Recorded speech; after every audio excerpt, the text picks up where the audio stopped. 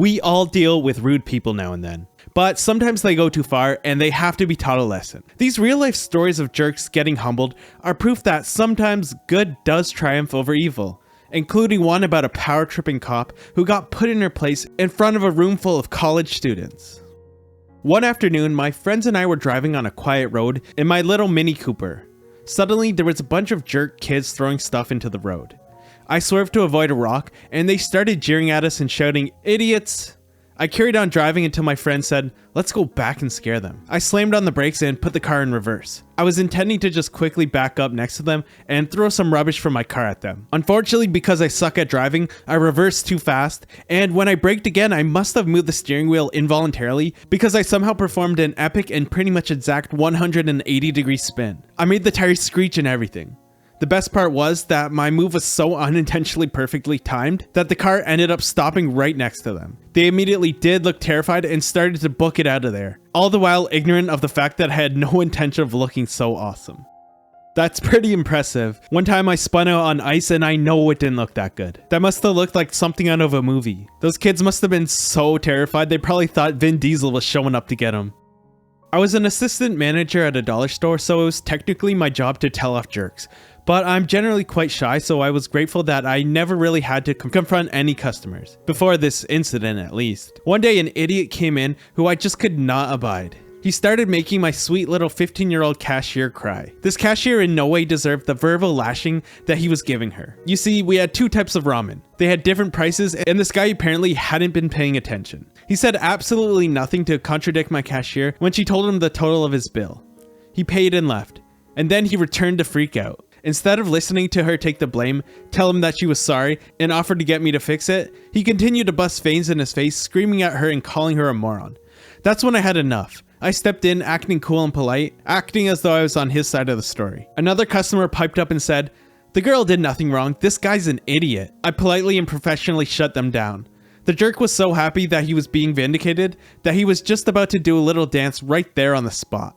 Then I started to repeat the story back to him, just to make sure I have it straight. All the while, I was walking him slowly towards the noodle shelves, the marked and delineated noodle shelves. The noodles I shelved myself. I turned and looked at him and said, "It looks like the only illiterate moron here is you, sir. You will not be getting a refund, you will not be getting an exchange, and you definitely will not be getting an apology."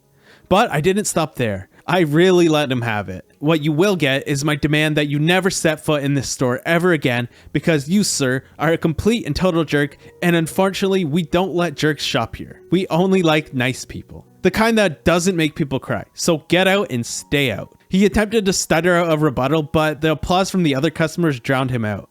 Later that week, I got a half-hearted lecture from a grinning district manager for using profanity and yelling in the store. But I also got to be a hero to my cashier, who was one of the best employees I ever had. This is awesome on the part of the manager. They could have easily just thrown their cashier under the bus and gave in to this guy's demands. Instead, they really let him have it, and hopefully this jerk thinks twice before complaining at a store again. The customer is not always right. And who cares if you get into a bit of trouble about it? It was totally worth it. I bet the look on that guy's face was priceless. I am a special ed teacher for 9 students, all of whom have the academic label of autism. My students are all in the 1st and 2nd grades and can participate in the general education setting with minimal support for most of the day. This happened on the 2nd day of school when I was still getting to know everyone. I witnessed one of my students smelling a mural in the hallway. His sense of smell is one of his preferred ways of learning about new places, people, and activities. Just then, I saw a cluster of 8th graders rounding the corner. One of the older boys said, "What are you doing, freak?"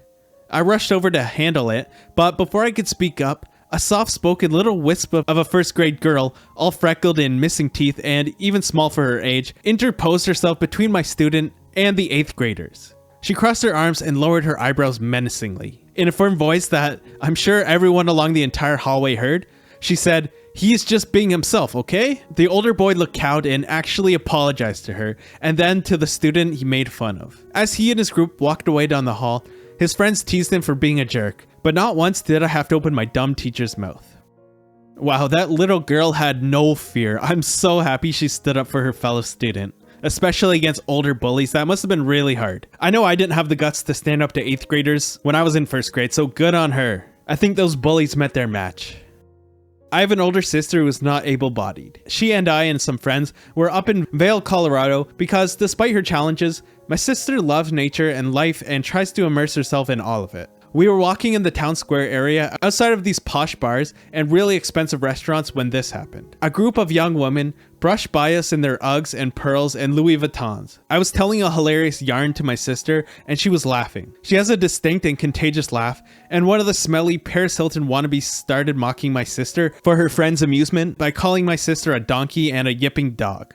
She was looking down like she used to do in high school when kids picked on her. Without thinking, and because I was seeing red, I had the most shocking impulse. I grabbed the closest, most frozen, poo-brown snow chunk I could find and whipped it directly at the ringleader chick. The snow blasted her in the back of the head, since they were now walking away from us, and the girl stumbled face first while grabbing for her friends. They all fell on each other in a spectacular lump. Silence hung in the square for a moment, and then a bunch of people burst out laughing and clapping. Seeing my sister's expression made any potential lawsuit worth it. Hey, sometimes you gotta do what you gotta do. Sometimes people just need to be hit with a snowball. The best thing about using a snowball as a weapon is there's no evidence afterwards. It takes a really rotten person to pick on a stranger just for laughing. I'm really happy they defended their sister like that. That was a nice thing to do. And those bullies definitely got what they deserved. I went to a very conservative Christian high school. Baptist in case that means anything to anyone. It was so conservative that they refused to acknowledge and observe Martin Luther King Jr. Day. While MLK was a Baptist, there was more than one flavor. The school I went to was in North Carolina, and there wasn't a single black person in the entire congregation. My school is full of uber-conservative white people who believed in literal Genesis creationism, thought drums and amplified guitars were demonic, thought Christian rock music was as dangerous as secular rock music, and prayed that George W. Bush would win his elections, and thought their prayers were essential in the eventual outcome. In my senior year, for 2 weeks, we had our schedules completely rearranged so that we could do a study on a Shakespearean play. Some friends of the school and her husband were experts, so our first and second periods, Bible and English respectively, were bunched into a single period for this in-depth Shakespeare study. The Bible was not taught for 2 weeks, and English became essentially a 2-period class. The play we studied was Macbeth. During a history class that took place during these 2 weeks, my history teacher, who was also my English teacher, was going on about the dangers of rock music. He had some stupid book that outlined the occultist activities of all these famous bands. As he was ranting, I raised my hand and said, "Mr. Anderson, you're saying that these bands are a bad influence because of their occultist activity, right?" He agreed. I said, "And you're saying that listening to these bands opens the door of your soul to the devil because by accepting this music and allowing it around you, you are inviting demonic influence." "Yes," was his reply. "So why," I asked, "are we enthusiastically canceling Bible class for 2 weeks to study, voluntarily, a play by Shakespeare whose entire plot is based around witchcraft and the occult? Why are we studying a play that contains carnage and hedonism? What is the difference between Shakespeare and Led Zeppelin exactly?" As soon as I was done asking this, the look on his face was pure terror. The entire class was silent as he stammered for a response, but he couldn't even put half a sentence together. The class erupted in laughter. I got pats on the back, handshakes, and "good job, man" from everyone. I felt like I just slayed a dragon. I gotta read more Shakespeare. This story made it sound really cool. I listened to rock music and I turned out, somewhat okay. I'm glad I didn't go to that kind of school, but if I did, I definitely would have said something like this. That was awesome. Sometimes teachers do need to be put in their place, and the way they were stammering away after this was probably so satisfying. This happened when I was about 21, riding the train back from the city to the burbs. An old lady was sitting alone in the seat by the door, and a group of 3 young and hammered teens got on. Almost immediately, one of them made a beeline for the old lady and hovered over her as he leaned against the side of the train with his arm. She was totally frightened. At the time, I was a long-haired rocker and probably looked tougher than the kids. So when I stood up, I'm not sure the other passengers knew which side I was on. I moved in, slipped my body underneath the guy's arm, and rose to stare him in the face. I was between the old lady and him now. Not a word was spoken. The whole train froze. The next stop came and no one moved. When I heard the chimes signaling that the doors were about to close, I immediately flung the teen, butt first, through the closing doors and onto the platform just as the train pulled away. His 2 remaining buddies looked on in shocked silence. Not a word was spoken by anyone on the train until the next stop. After that, the doors opened and the other 2 guys beat a hasty retreat. I slowly sauntered off the train to the smiles of all there, especially the old lady. Those smiles were all I needed. Oh yeah, real tough picking on the old lady. Seems the second they had to pick on someone their own size, they just chickened out. Definitely took some skill to throw that guy out as the doors were closing. I just hope that was the last train of the night. That would make it even better. One of the special needs kids at our school, Robbie, was very friendly and talkative. The other boys used to make fun of him and would get him to do things to embarrass himself or injure himself. It was nothing too serious, but still. One of their favorite things was to take away his lunch on Fridays. That was the day his mother let him have a Nutella sandwich. On one particular Friday, I convinced my mom to let me have a Nutella sandwich instead of something healthier. I went to the park at recess, found some dog poop, and loaded it into the sandwich. At lunchtime, I told Robbie to hold my sandwich and sit still as we waited for the guys to come looking for him. And they did, right on schedule. Matt, who was the second biggest in the class and also the meanest, ran by and snatched Robbie's sandwich, stuffing it in his mouth as he ran. I watched, totally mesmerized. He got about halfway through it before he knew something was very, very wrong. He started sputtering, gagging, and trying to throw up. During the throwing up stage, Robbie was laughing and chanting at the top of his lungs. "You ate dog poop, you ate dog poop, you dirty poop eater." I didn't even know that he figured it out. Everyone was falling on the floor laughing. Eventually Matt recovered and immediately went for Robbie, which was something I hadn't thought about. Anton, Matt's sidekick and the biggest guy in the class by a wide margin, stepped in and told Matt to back off. To everyone's shock, Matt quietly backed down and lost a lot of his cred with the guys. His desperate attempts to get back in made the other guys realize that he was, in fact, not a god and started to stand up to him a lot more. That was absolutely diabolical and took some great planning on this kid's part. The way his friends turned on him instantly shows that he was actually not that cool. And take that lesson, kids. Bullying is not cool. And if you have a bully, just remember, dog poo is free. I was working in the tool department at Sears and a guy came in with a defective Walmart brand wrench wanting us to replace it with a Sears brand like it was a normal thing to do. He was talking to a cashier who denied his ridiculous request. When he started yelling at her, I decided it was time to step into the situation. I googled the name on the wrench and offered to call the company, which, remember, had nothing to do with Sears, and he accepted impatiently. I spoke to a representative who offered to overnight a new wrench straight to his door. When he heard this, he flipped out. I guess his gorilla tantrum put me into some mental zone of trying to protect the girl. I stood there and calmly told him it was the best I could do, and that if he won't accept the company's offer, there's nothing else I can do. I completely zoned him out, as he went so far as to threaten my life. My replies were just all very calm, and I stood between him and the girl, who at this point ran away and called a manager. Anyway, loss prevention showed up, and the guy almost started a brawl. He was finally kicked out of the store and banned. For the entire day, everyone was talking about how even though the guy wanted to kill me, I stood up to him as I did. It was pretty cool that they were so amazed, and the cashier girl and I were friends until I quit.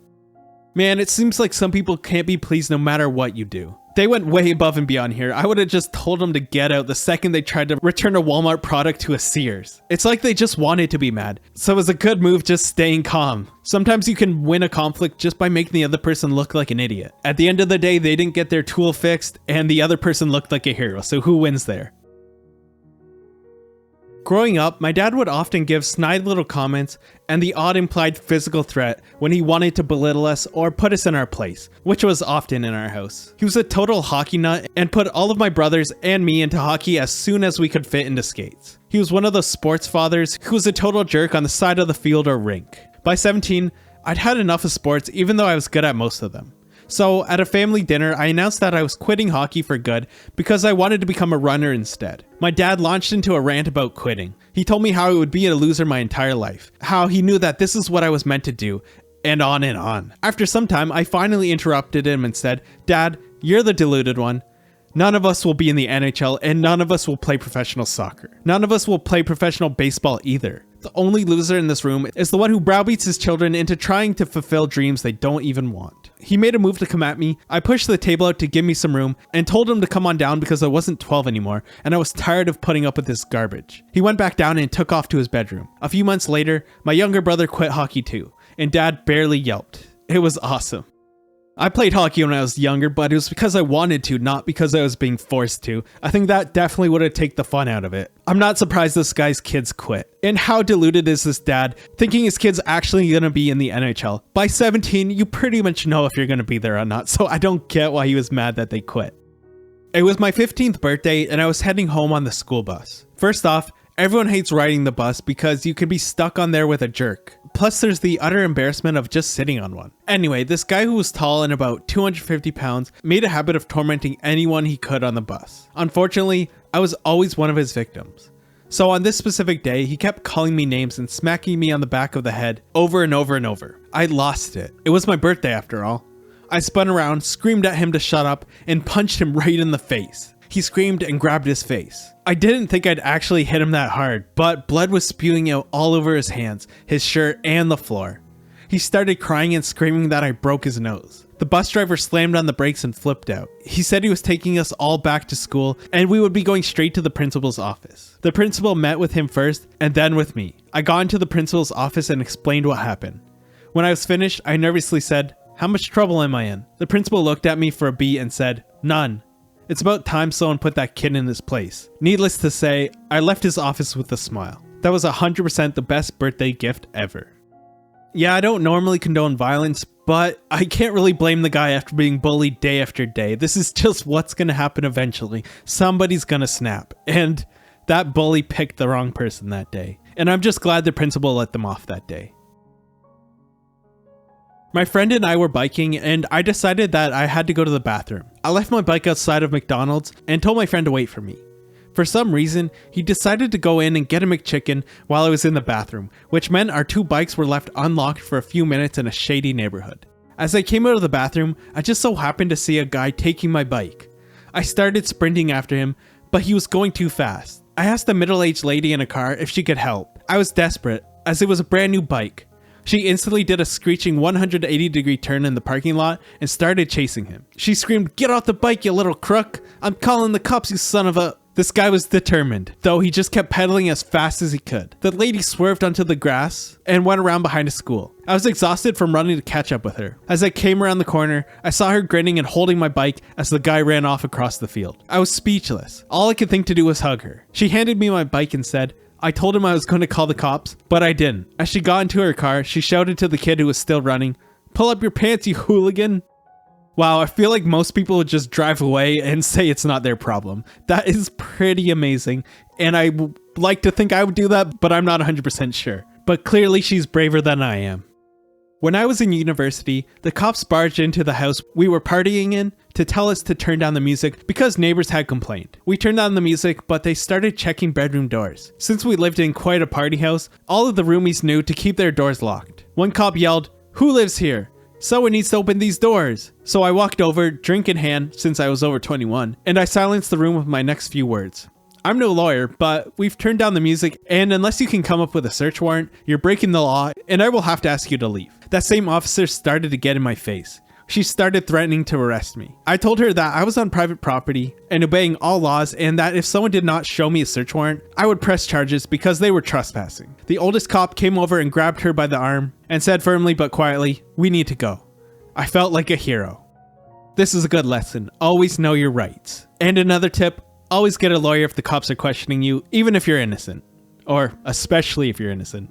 Because you never know when you're gonna get a cop with a power trip like this one. I hope that embarrassed her enough to stop her from doing that again. That's all we've got for today, but be sure to check out the rest of our channel for more wild and crazy real life stories.